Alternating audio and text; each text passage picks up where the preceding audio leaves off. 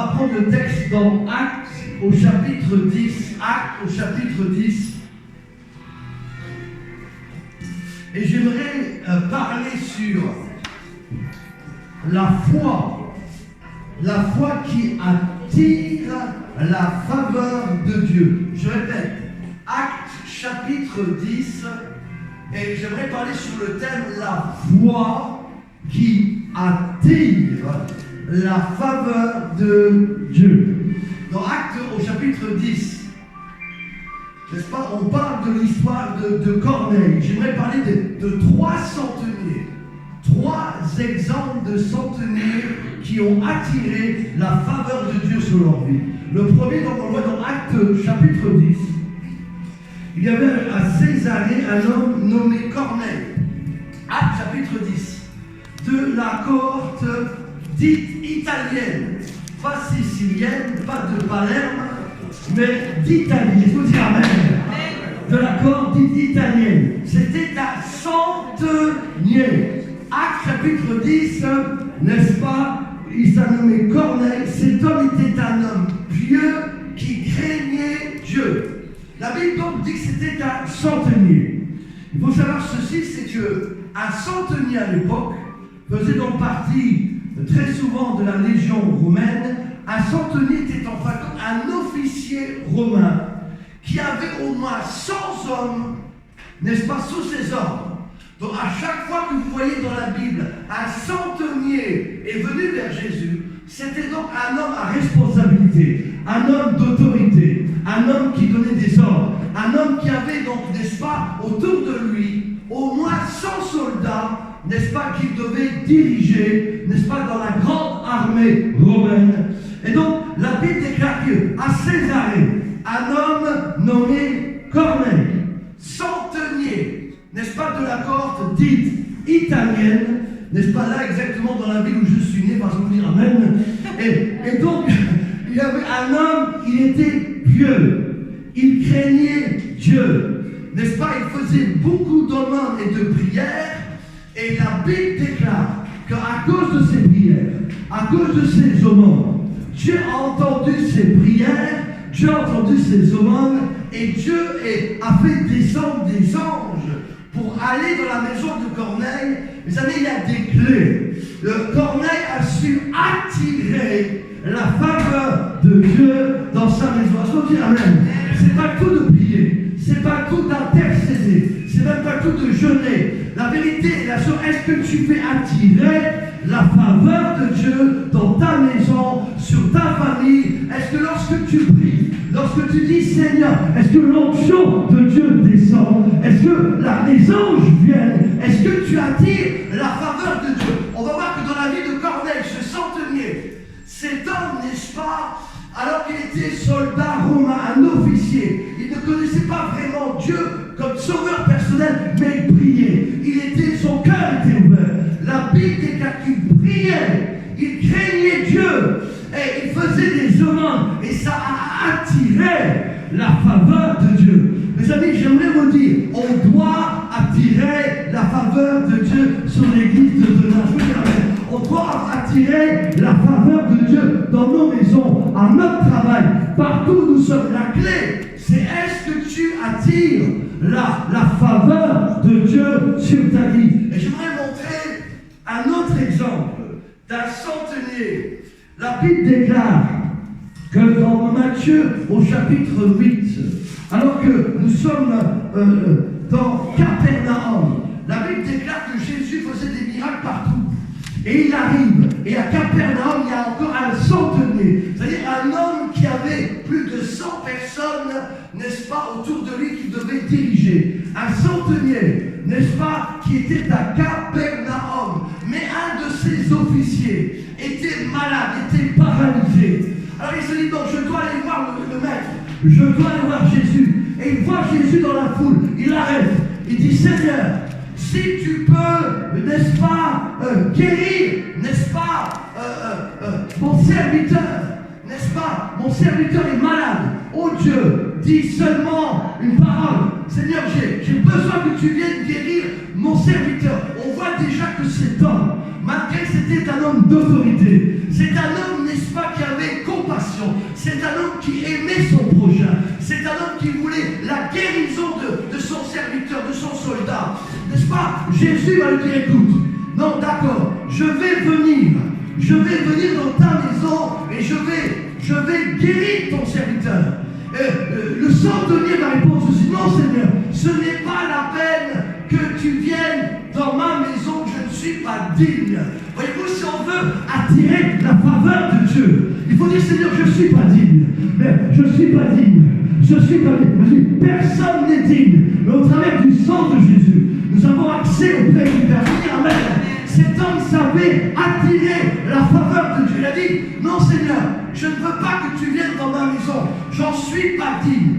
Mais dis seulement une parole et mon serviteur sera guéri. Voyez-vous, cet homme comprenait les principes d'autorité du royaume. Est-ce que tu comprends? Est-ce que tu sais comment marche Dieu? Est-ce que tu sais comment la faveur de Dieu vient dans ta vie? Est-ce que tu connais les principes du royaume de Dieu? Cet homme dit, non, moi je donne des ordres. Si je dis, n'est-ce pas, là, va à droite, il va à l'autre. J'ai 100 soldats. Si je lui dis à celui, va nettoyer les chevaux, il va le faire. Lorsque je donne des ordres, chaque soldat doit commander. Parce que je suis un centenier. Je donne des ordres. Seigneur, donc c'est pas la peine que tu viennes. Dis seulement, répétez après moi, seulement une parole. Il avait compris les principes d'autorité spirituelle. C'est pas le nombre de prières, c'est pas le nombre de fois que tu vas prier, ni la longueur de tes prières, ni que tu jeûnes ou pas. Mais est-ce que tu sais faire attirer la faveur de Dieu? Est-ce que tu comprends les principes, n'est-ce pas, d'autorité? N'est-ce pas? Cet homme a dit, Seigneur, c'est pas la peine. Moi je donne des ordres, mais mes soldats m'obéissent. Mes amis, est-ce que vous savez, dans l'armée de Dieu, il y a de l'ordre, je veux dire même, il y a des archanges, des anges, il y a de l'ordre dans l'armée de l'Éternel. L'Église aujourd'hui ne connaît pas l'ordre. L'Église aujourd'hui est en désordre. L'Église aujourd'hui ne sait pas comment fonctionne l'ordre de Dieu. Dieu a établi premièrement des apôtres, deuxièmement des prophètes, puis des pasteurs, puis des évangélistes, puis des docteurs. Il y a de l'ordre dans la maison de Dieu. Mes amis, les gens sont dans le désordre. Les gens veulent faire ce qu'ils veulent, quand ils veulent. Et c'est pour cela que ça ne marche pas. C'est pour cela que tu pries, mais il n'y a pas de réponse. C'est pour cela que tu pries pour un réveil, mais il n'y a pas de réveil. Mes amis, Dieu est un Dieu d'ordre. Répétez après moi, il est un Dieu d'ordre. Il est un Dieu d'ordre. Et mes amis, cet homme comprenait. Il comprenait les principes de Dieu. Oui, fais ceci, il le fait. Seigneur, tu n'es pas dit que je vienne dans ma maison. Dis seulement une parole. Mes amis, on doit prier avec autorité. Je veux dire amen. Les seigneurs, fais ceci avec autorité. Réclame, n'est-ce pas, avec foi. Fais attirer la faveur de Dieu. Et quelle que soit ta prière, j'aimerais vous dire cet après-midi. Si tu pries avec autorité, si tu pries avec ordre, si tu pries avec foi, là ton cousin qui est malade, n'est-ce pas, à Turin, à Lyon, à Paris, au nom de Jésus, je dis Seigneur, va guérir mon cousin qui est à Paris. Je veux dire amen, à l'instant même, si tu comprends les principes d'autorité, si tu comprends comment Dieu fonctionne dans son royaume, alors ta vie va changer. La faveur de Dieu va venir sur toi. Je répète, c'est pas le nombre de prières, c'est pas ceci. Aujourd'hui, les amis, il y a trop de gens qui prient des petites prières. Ils se lamentent, ils sont toujours en train de se lamenter. C'est pour ça qu'il n'y a rien qui fonctionne dans leur vie. Cet homme m'a dit, Seigneur, je ne suis pas digne. Dis seulement une parole. Dis seulement une parole. Et je serai guéri. Mon serviteur sera guéri. Les amis, c'est question d'autorité. C'est question de comprendre les principes des clés spirituelles dans le royaume. Jésus a dit, tu es Pierre, et sur cette pierre je bâtirai mon église. Reçois les clés du royaume, les clés de l'autorité. Lorsque ce que tu fermes sera fermé, ce que tu ouvres sera ouvert. On doit comprendre les principes d'autorité du royaume. Mes amis, si tu comprends cela, la femme qui avait une perte de sang, mes amis, tout le monde touchait le vêtement, mais personne n'était guéri. peux toucher le vêtement de Jésus, je serai guéri. Elle est venue avec foi, elle est venue avec grâce, elle est venue avec conviction. C'est pour cela, mes amis, que sa foi a été, n'est-ce pas, victorieuse. Comment tu pries? Comment tu invoques Dieu? Mes amis, il faut invoquer Dieu avec autorité, avec foi. Et si tu pries, mes amis, avec autorité, ce que tu demandes, ton Père va te le donner. Je peux dire amen. Cet homme a dit non, c'est pas la peine. C'est pas la peine que tu viennes dire. Dis seulement une parole à distance, là où tu es. Mon serviteur qui est dans sa maison va être guéri. J'aimerais que cette fois-là, Jésus va dire, je n'ai pas encore trouvé en Israël une foi aussi grande. J'aimerais vous dire qu'Adonai, est-ce qu'Adonai on peut trouver une grande foi? Levez le bras. Qui veut, n'est-ce pas, être utilisé? Je dis, je veux trouver des hommes, des femmes qui savent attirer la faveur de Dieu sur leur vie, c'est moi. Mes amis, il y a quelque chose qui fait la différence. Cette femme qui avait une perte de sang, elle a su toucher Dieu, alors que des centaines d'autres personnes ne l'ont pas su. Mes amis, la veuve qui était du temps d'Élie, la Bible déclare qu'il y avait beaucoup de veuves, mais Jésus n'est pas parti vers eux. Jésus est parti vers une seule veuve, parce qu'elle a su attirer la faveur de Dieu. Vous savez, ce qui compte cet après-midi, c'est est-ce que tu sais attirer la faveur de Dieu? Vous savez, le centenier avait compris, Seigneur, je n'ai pas besoin que tu viennes, je n'ai pas besoin que tu envoies 10 serviteurs, je n'ai pas besoin, Seigneur, je sais simplement, et je crois, que si tu donnes une parole, ma famille là-bas va être guérie, mon cousin va être guéri, mon père va être guéri. Là où je se trouve, est-ce que vous dites amen, les amis, quelle que soit la chose, levez le Seigneur, dis Seigneur, je veux, levez tous les bras, dis Seigneur Jésus, je veux recevoir cette foi. Commencez à prier un moment, dis Seigneur, priez pour quelqu'un à distance, qui se trouve à Paris, qui se trouve à New York, qui se trouve, n'est-ce pas, à Brest, qui se trouve, n'est-ce pas, à Limoges, à Lyon, n'est-ce pas, à Douai, à Cambrai, à Ouna, là où il se trouve, dis Seigneur, au nom de Jésus, je prie avec autorité. C'est pas la peine que tu te déplaces. Seigneur, va toucher cette personne. J'attire la faveur de Dieu sur ma vie. Je prie avec conviction. Je prie avec autorité. Là où tu es à Palerme, à Lyon, en Afrique, en Israël, je te dis, ce centenier comprenait les principes d'autorité spirituelle. Dieu veut donner à son église le bouclier de la foi, les armes d'autorité, les armes du salut. Oui, tu pries, mais tu pries mal. Tu pries mal, tu demandes mal. Tu ne sais pas comment prier. Le Seigneur veut te donner les clés de la faveur de Dieu. Mes amis, ce centenier a dit non, Seigneur, c'est pas la peine que tu viennes. C'est pas la peine que tu viennes. Mais dis seulement une parole et mon serviteur sera guéri. Il comprenait les principes d'autorité. Il a su attirer la faveur. Dieu de son trône a dit, oh là, je n'ai jamais trouvé une telle foi en Israël. Qu'est-ce qu'il peut dire de toi? Est-ce qu'il peut te dire qu'il a trouvé la foi? Mes amis, Dieu cherche des hommes et des femmes qui savent attirer la faveur sur leur vie. Des hommes et des femmes qui savent prendre, n'est-ce pas, des paroles d'autorité. Et on a vu la gloire de Dieu, mes amis.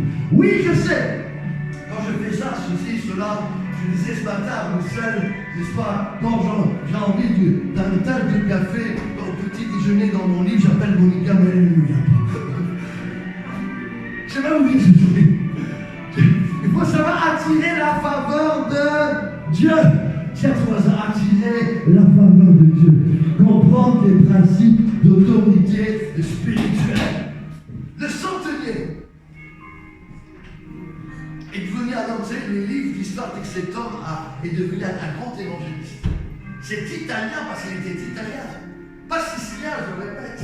A donné son cœur à Jésus. Est-ce que vous direz amen, s'il vous plaît? Et des hommes, des femmes ont été touchés par lui. Puis on voit encore un autre centenier. On le trouve dans Actes chapitre 27, du nom de Julius. Julius était un centenier encore, un homme qui commandait 100 hommes. Et on trouve cet homme dans Actes au chapitre 27.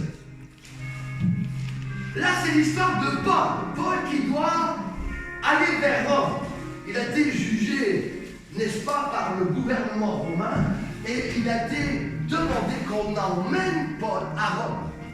Et donc il est comme prisonnier, on le met dans un bateau pour qu'il aille à Rome. Mais Dieu avait dans son plan qu'il devait témoigner à Rome. Est-ce qu'on dit amen? Alors qu'on le met dans le bateau, la Bible déclare que Julius, le centenier, le responsable général de tout le bateau, n'est-ce pas, traitait Paul avec bienveillance. Ah, j'aime ce mot. Voyez-vous, j'ai même dit ceci. Lorsque vous voyez un homme de Dieu proche de vous, une femme de Dieu, c'est bien de traiter ces personnes avec bienveillance. Est-ce que vous dire amen? Le centenier avait discerné que Paul, c'était un homme de Dieu. Donc il traita Paul avec bienveillance. Mes amis, au lieu de critiquer comme beaucoup font en France, en Belgique, lorsqu'on voit un homme de Dieu, les gens s'amusent à critiquer. Là, le centenier s'est attiré la faveur de Dieu sur sa vie. Il traite Paul avec bienveillance. Il reconnaît en lui un vrai serviteur de Dieu. Il fait du bien à Paul. Il encourage Paul. La Bible déclare qu'il lui permet même d'aller voir ses amis. Voyez-vous, il voulait que Paul se sente bien à l'aise. Ah, que ça me fait du bien, moi aussi, quand j'arrive dans une maison où je peux me sentir à l'aise. Est-ce que vous dites amen? Où on me met à l'aise, n'est-ce pas? On me prend soin de moi, avec un bon café en rentrant à l'église. Est-ce que vous dites amen? Un bon verre d'eau, n'est-ce pas? Et puis une bonne pizza avant de partir. Est-ce que vous dites amen, s'il vous plaît? Paul était traité avec bienveillance. Si tu vas dire la faveur de Dieu, comprends les principes d'autorité, comprends comment te comporter devant Dieu, comment te comporter lorsque un homme de Dieu est dans un endroit. Mes amis, Paul, mes amis, alors qu'il était prisonnier, le centenier avait compris que cet homme avait l'onction de Dieu sous sa vie. Elle dit non, lui c'est pas un prisonnier normal. Je vais le traiter avec bienfaisance. Je vais lui faire du bien. Je vais l'encourager, je vais bien le traiter, je vais lui permettre, avec des gars on lui permet que Paul ait tous les soins qu'il voulait, soit du massage, soit du visage. Il avait tous les soins, on venait lui faire les ongles esthétiques, non, il y avait une bienveillance totale sur Paul. Mes amis, c'est pour cela que ce centenier a su attirer la faveur de Dieu sur sa vie. La question est sur, est-ce que tu attires la faveur de Dieu par ton comportement? Est-ce que tu as une bienveillance envers l'église de demain, envers l'église en général, envers les hommes de Dieu, les femmes de Dieu? Est-ce que par ton comportement, est-ce que tu démontres ton attachement, ton soutien, ton aide, n'est-ce pas? Est-ce que tu montres, n'est-ce pas, que tu aimes l'église? Que tu aimes l'onction, que tu aimes la présence de Dieu. Mes amis, il y a des attitudes, il y a des actes qui attirent la présence de Dieu vers toi, qui attirent la faveur de Dieu sur toi. Le centenier traitait Paul avec bienveillance, comme si c'était son propre fils, sa propre fille. Il a aimé Paul tout de suite, même s'il était prisonnier. Il a dit non, cet homme-là a la faveur de Dieu sur sa vie. Je veux le traiter avec bienfaisance, bienveillance. Je vais le garder comme une poule protège ses poussins. Paul, mes amis, a compris cela. Le centenier, mes amis, par son geste, a directement attiré la faveur de Dieu sur sa vie. Cet homme est devenu un évangéliste lui aussi plus tard, parce que la faveur de Dieu est devenue sur lui. Je vais vous dire que tout ce que tu fais, même si les gens ne le voient pas, Dieu le voit. Et je voudrais te dire, fais très attention. Veille à attirer la faveur de Dieu sur toi. Veille à attirer la présence de Dieu. Le centenier a pris soin de Paul. La Bible déclare que sont partis en mer. Paul va leur dire, mais faites attention parce qu'il va y avoir des tempêtes. Je sens que la mer va être agitée. Mais la Bible déclare que le centenier ne pouvait pas tout de suite obéir à Paul dans ce cas-là. Il devait faire quoi? Il devait obéir au capitaine du bateau. Donc le capitaine a dit non, il n'y aura pas de problème. Donc ils ont continué. Et malheureusement, ce que Paul avait dit est arrivé. La tempête s'est déchaînée encore plus. Le navire était en train de couler. Une catastrophe est arrivée. Paul alors a dit, je vous avais dit, écoutez, maintenant on doit prier. Prenons du pain, rompons. On va prier ensemble. Et là, le centenier a dit, maintenant, c'est plus toi, capitaine, qui dirige le bateau. C'est Paul. Mes amis, le centenier maintenant comprend. Il dit, c'est pas par nos efforts qu'on va s'en sortir. On doit faire notre confiance et notre mettre en Dieu. Le centenier dit à tout le monde, presque 300 personnes, il dit au capitaine, à partir de maintenant, celui qui dirige, c'est Paul. Mes amis, écoutons-le. Paul, mes amis, a prié. Paul a pris le pas, il a fait la Sainte Seine. Chacun a pris de la force. Et Paul a dit, écoutez, ne vous inquiétez pas. Oui, le navire va chavirer, mais vous serez tous sains et saufs. Écoutez-moi, vous savez, le bateau est en train de chavirer complètement. Là, les soldats voulaient tuer tous les prisonniers. Mais le centenier, encore une fois, dit non, ne mettez pas la main sur Paul. Et il permit à Paul, à tous les prisonniers de partir à la nage, n'est-ce pas, de partir les uns sur une planche, n'est-ce pas, pour regagner l'île de Malte, n'est-ce pas, où ils sont restés pendant 3 mois, où des miracles ont eu lieu, parce qu'un centenier a été bienveillant envers Paul. Je vous annonce ce soir qu'il faut attirer la faveur de Dieu sur notre vie. Et en attirant la faveur de Dieu, Dieu va te bénir, Dieu va te voir, Dieu va envoyer son onction, Dieu va envoyer son esprit. Mes amis, le centenier de Capernaum, par sa prière, par son attitude, a fait guérir son serviteur. Le centenier dans le bateau, Julius, par sa bienveillance, a fait sauver presque 300 personnes, n'est-ce pas, d'un bateau qui était voué à, comme le Titanic, à une noyade certaine. Ils sont tous arrivés sains et saufs. Parce que le centenier a laissé Paul, à la fin, de laisser Paul prier son Dieu, afin que la grâce de Dieu, mes amis, touche tout le bateau. Mes amis, lorsque on comprend les principes de Dieu, pour que l'onction vienne, la présence de Dieu vienne. Troisièmement, Corneille. Corneille, Actes chapitre 10, la Bible déclare que c'était aussi un centenier. Un centenier, n'est-ce pas, qui priait. Il priait, il jeûnait, il faisait des aumônes. Et la Bible déclare, Actes chapitre 10, versets 2, 3, 4, que Dieu a entendu les prières de Corneille. Est-ce qu'il entend tes prières, c'est le premier? Est-ce qu'il entend ce que tu pries? Mais la Bible déclare que nos prières doivent monter vers Dieu comme un parfum de bonne odeur. Nos prières doivent être là devant le Seigneur. Corneille a prié avec faveur. La Bible déclare que l'ange est venu. Corneille, tes prières sont montées jusqu'à Dieu. Est-ce que tes prières montent jusqu'à Dieu? Vous savez, vous avez des gens qui prient en prière, elle ne va pas plus loin que le plafond. Elles ne sont même pas capables de tuer une mouche. Est-ce que ta prière monte vers Dieu?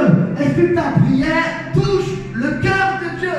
La Bible déclare que Corneille, tes prières et tes aumônes sont montées jusqu'à Dieu. Tu as touché le cœur de Dieu. Et Dieu envoie son ange. Mes amis, lorsqu'on prie avec la faveur, lorsqu'on prie avec autorité, l'ange vient. Vous savez quoi, il y a un ange qui vient ici à Donna. Et vous dire Amen. L'ange de l'Éternel est avec ceux qui craignent le Seigneur. Il y a quelque chose de fort. Il y a quelque chose de beau. J'attends pas parler de mots. L'ange vient dire, Corneille, envoie 3 de tes soldats chercher Pierre. Parce qu'il est pas loin d'ici. Je veux que tu le ramènes. Parce qu'il a une mission pour toi. Donc Corneille envoie, suite à ce que l'ange a dit, 3 de ses serviteurs vers Joppé. Et là, il trouve Pierre. Et Pierre, qu'est-ce que la Bible déclare? Il tombe en extase. Il tombe en extase. Il a une vision. Mes amis, il tombe par terre. Il y a une traduction qui dit qu'il tombe en transe. Il y a une autre traduction qui dit qu'il tombe dans l'esprit. Mes amis, il y a une traduction qui dit qu'il tombe, n'est-ce pas, dans un profond sommeil où Dieu lui parle. Peu importe. Mes amis, mais Dieu a tantôt d'une manière, tantôt d'une autre. Par sa prière, Corneille fait venir un ange. Cet ange ordonne qu'on aille chercher Pierre. Pierre, n'est-ce pas, est dans une autre ville. À cause de la prière de Corneille, Dieu touche Pierre.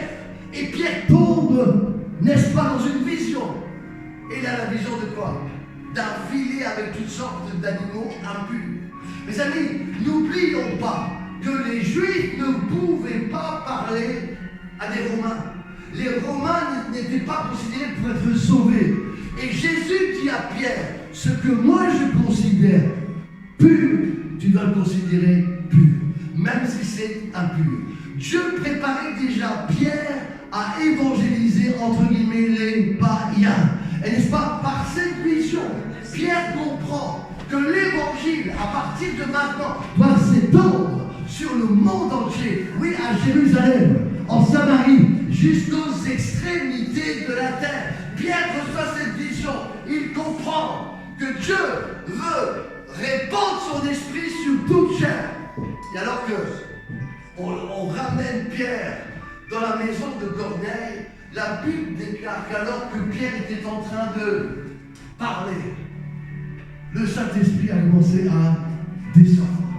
Je rappelle que Corneille avait plus de 100 personnes, 100 soldats.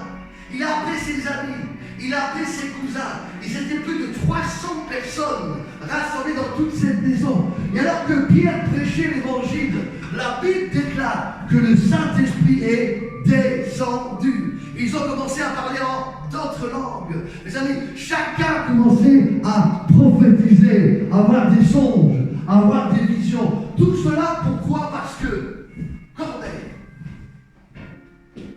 a attiré la faveur de Dieu dans sa maison. La Bible déclare par tes prières, Dieu a envoyé un ange.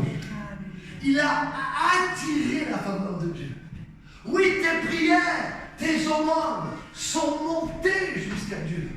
Mes amis, si dans notre maison, on prie avec foi, on prie avec puissance, on prie avec autorité, Dieu va envoyer un ange dans ta maison, un ange à demain. Cet ange va aller chercher un homme qui va venir pour t'obéir, un homme, une femme de Dieu, que Dieu va préparer. Pierre, à ce moment-là, n'était pas encore prêt, mais Dieu le prépare à être un évangéliste pour les nations, pour toucher et les Romains, même les Siciliens. Ils sont travaillés afin de pouvoir toucher le monde entier. Mes amis, croyez-moi, il fallait vraiment une grâce pour aller évangéliser les Siciliens, surtout ceux de Palerme. Et donc, Dieu touche Pierre. Pierre a dit, ah ouais, touché. Pierre, écoute, l'évangile c'est pour tout le monde. C'est pour les Français, c'est pour les Polonais, je peux dire amen. C'est pour les Gitans, c'est pour, n'est-ce pas, les Français, c'est pour le monde entier. Mais Pierre avait besoin d'une révélation. J'aimerais vous dire ceci, alors que tu es en train de prier. Si tu pries avec faveur, l'ange de Dieu va venir sur toi. L'ange va envoyer quelqu'un pour qu'une mission va se passer. C'est comme cela que Dieu donne à l'un une mission, à l'autre une onction, à l'autre une direction. Lorsqu'on prie avec autorité, pour attirer la faveur de Dieu, alors Dieu change. Dieu peut changer ta vie. Dieu peut changer ta destinée. Dieu peut changer toute ta famille. Dieu peut changer ton mariage. Dieu peut changer, n'est-ce pas, ton travail. Dieu peut changer toute ta façon de prier parce que tu as su attirer la faveur de Dieu. C'est pas quelque chose, c'est pas question d'argent. C'est pas question d'étudier. C'est pas question de qui tu es, de combien tu as fait. C'est question de cœur. C'est question de savoir toucher le cœur de Dieu. de savoir faire descendre la gloire de Dieu au milieu de soi. C'est une question d'attitude. Les amis, Dieu a dit à David, tu es un homme selon mon cœur. Et c'est pour cela que j'ai été oint au-dessus de tous tes frères. C'est pour cela que Dieu a oint Joseph au-dessus de tous ses frères. C'est pas à question de rang, c'est pas question de discipline, c'est pas question d'argent, c'est question de savoir attirer la faveur de Dieu. C'est pour cela que Dieu a dit, j'ai accepté le sacrifice de Abel, mais j'ai rejeté celui de Caïn. Parce que Dieu, mes amis, voit les cœurs des gens. Abel a su attirer la faveur de Dieu sur sa vie. Abel a su toucher le cœur de Dieu. Est-ce que tu sais toucher son cœur? C'est un peu dit. Levez les bras, s'il vous plaît. Dis Seigneur, répétez après moi, Seigneur, je viens devant toi. Je veux toucher ton cœur. Je veux toucher ta vie. Je veux prier avec foi. Je veux prier avec détermination. Afin que l'onction de ta faveur vienne sur moi. Je ne veux pas prier comme je priais pendant 10 ans. Rien ne se passe. Pendant 25 ans, rien ne se passe. Pendant 30 ans, je veux aujourd'hui toucher le bord de ton vêtement. Je veux aujourd'hui, Seigneur, comme cette femme, Seigneur, qui avait une perte de sang. La Bible déclare qu'elle a su toucher avec faveur le bord de son vêtement. Il y a une onction qui est descendue parce qu'elle a su toucher avec la faveur de Dieu. Vous savez, il y a des gens ici qui sont malades. Il y a des gens qui vivent dans une maladie depuis des années. D'autres ont des problèmes de papier, d'argent, de travail, de relations. Il y en a qui ont des portes fermées. Il y a des problèmes, il y a des montagnes. Je te dis aujourd'hui, si tu es plein avec faveur, si tu es plein avec autorité, Dieu va faire quelque chose de puissant. La faveur de Dieu va venir sur toi. Et Dieu va t'ouvrir cette porte. Dieu va t'ouvrir cette fenêtre. Dieu va faire en sorte que tout est possible à celui qui croit. Même si tu es devant la mer rouge, elle va s'ouvrir. Même si tu es devant les murs de Jéricho, ils vont tomber.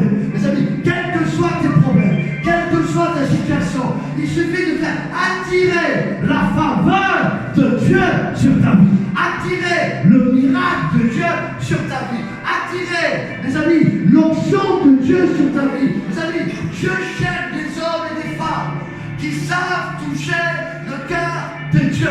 Et alors que tu vas prier, la Bible déclare, demande-moi et je te donnerai. Que désires-tu, mon fils? Que désires-tu, ma fille? Si tu viens devant moi avec un cœur pur, oui, qui montera à la montagne de l'Éternel? Celui qui a les mains innocentes et le cœur pur. Oui, alors que tu viens devant moi comme ce centenier avec foi, alors tes prières vont monter jusqu'à Dieu. Et moi, je vais faire descendre pour t'envoyer la solution, la guérison, la bénédiction, l'onction, la délivrance. Vous savez, il y a quelque chose qui est en train de se